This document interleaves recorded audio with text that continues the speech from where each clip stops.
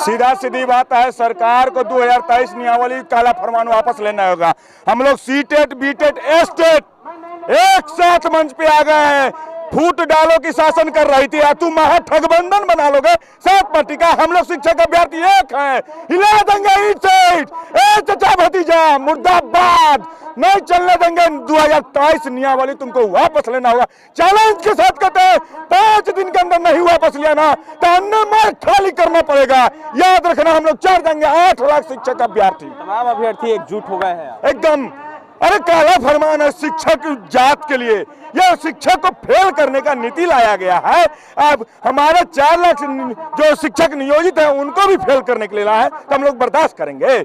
ये महा ठगबंधन हम लोग को फेल करेगा, हम इसको फेल कर देंगे। हम लोग चढ़ाई कर देंगे, अन्य खाली करना पड़ेगा, नहीं तो नियमावली को वापस लेना पड़ेगा। विरोध किस बात का है अभिषेक? 2023 नियमावली जो आई है वह गलत है। हम लोग 7वें चरण का इंतजार कर रहे थे, आज सिरे से खारिज कर दिया गया। सीधी बात है, शिक्षा मंत्री जी बोल रहे हैं, शिक्षा मंत्री जी बोल रहे हैं कि डरना नहीं एग्जाम से, उनका चुनाव कल कराया जाए। वो भी तो अच्छा काम कर रहे हैं ना शिक्षा में, तो उनका चुनाव कल कराया जाए, अब फ्रेश नेता आ जाए। हम लोग भी फिर एग्जाम देंगे, पहले उनका चुनाव कराया जाए तब हम परीक्षा देंगे। हम लोग परीक्षा सीटेट बीटेट एस्टेट दे चुके हैं, तब फिर क्यों परीक्षा?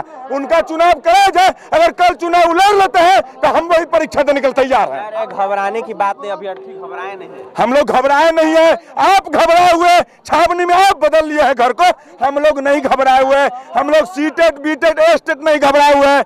कल आप चुनाव लड़ लीजिए, हम भी कल परीक्षा दे देंगे। अरे नियम न होता है, संविधान न होता है, संविधान के तहत लड़ा जाता है, संविधान के तहत प्रतियोगिता परीक्षा दिया जाता है। सीटेट बीटेट तो टंकी बदल है, अल बल बयानात पद देना है, पूरा देश में छाना है कि शिक्षा मंत्री एगो है जो पागल है। अरे पागल है वो आदमी, दिमाग संतुलन। हम लोग चंदा कर रहे हैं, भीख मांग रहे हैं, उनके इलाज के लिए समुचित इलाज की आवश्यकता है। उनको पागल करे, डर नहीं लगता?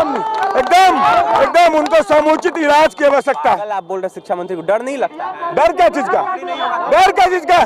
शिक्षा मंत्री होकर शिक्षक समाज को इस घटिया नीति से देख रहे हैं तो उनको क्या कहे? मंदबुद्धि नॉर्मल से खत्म हो चुके थे। उनके इलाज के लिए हम लोग पैसा का इकट्ठा कर रहे हैं, जमीन जत्था भी बेच देंगे, लेकिन इलाज होना चाहिए। दुनिया में नाम हो रहा है कि शिक्षा मंत्री पगला गए हैं, इसलिए उनका इलाज की जरूरत है। रुपेश प्रदर्शन कर रहे हैं, तमाम अभ्यर्थी एक साथ हो गए हैं, मजबूरी विरोध क्यों कर रहे हैं? विरोध हम लोग नहीं कर रहे हैं। हम लोग का मांग यही कि STT 19 हो या सीटेट हो बीटेट हो, कोई भी अभ्यर्थी हो, नियुक्ति पत्र का नहीं इंतजार कर रहा था। अब बहाली खोलने की मांग कर रहे थे। हम लोग ये मांग थोड़ी कर रहे थे कि अब नियमावली 23 लाइए और BPSC से एग्जाम ले लीजिए, ये मांग किसी का नहीं था। हम लोग 4 सालों से पास करके परीक्षा इस इंतजार में बैठे हुए थे कि नियमावली आएगी, हम लोग की नियुक्ति होगी। लेकिन सरकार उसके जगह पर क्या ला दी? STT के जगह पर बीटेट सीटेट जगह पे नियुक्ति जगह पे आप जो है कि नियमावली 23 लाते हैं, वो भी ऐसा व्यवस्था उसमें करते हैं जिसमें एक भी बिहार के, तो हम लोग तो ऑलरेडी इंतजार कर रहे हैं, जो पहले से शिक्षक है